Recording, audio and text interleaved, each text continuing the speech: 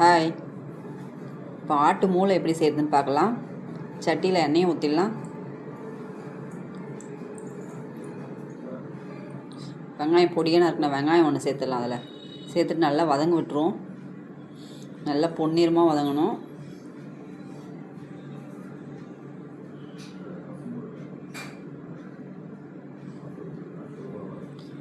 இஞ்சி பூண்டு paste 1 spoon சேர்த்துடலாம். அதையும் நல்லா வதக்கிடலாம்.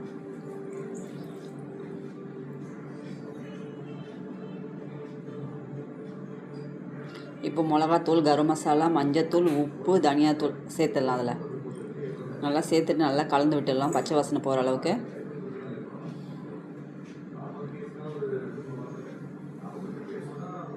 இப்போ மூளையை அதில் சேர்த்துடலாம்.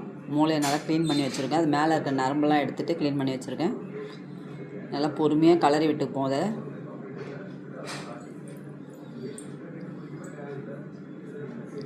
கொஞ்ச நேரம் மூடி வச்சுருவோம்.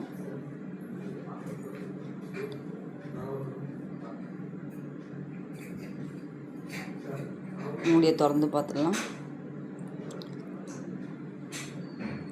சின்ன சின்னதாக துண்டு துண்டாக போட்டுடலாம். இதை அப்போ தான் நல்லா மசாலா ஏறும்.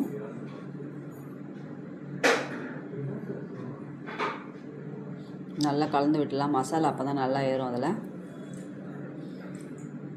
ஸ்டவ்வு ஸ்லோவாக வைக்கணும். ஹையில் வச்சா தீந்துடும். திரும்பவும் கொஞ்சம் நேரம் மூடி வச்சிடலாம். பாருங்கள், நல்லா ஃப்ரை ஆகிடுச்சு. நல்லா ரோஸ்ட் ஆகிடுச்சு பாருங்கள்.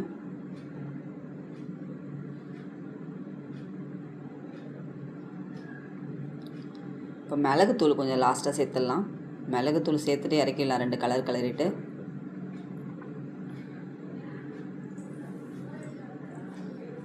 நல்லா கலந்து விட்டுருவோம். நல்லா கலந்தால் தான் மிளகுத்தூள் அங்கங்கே இருக்காது.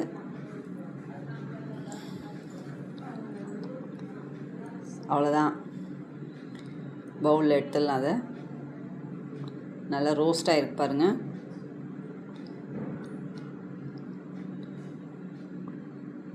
அவ்வளோதான், மூளை பண்ணியாச்சு. நீங்களும் செஞ்சு பார்த்துட்டு கமெண்ட் பண்ணுங்கள்.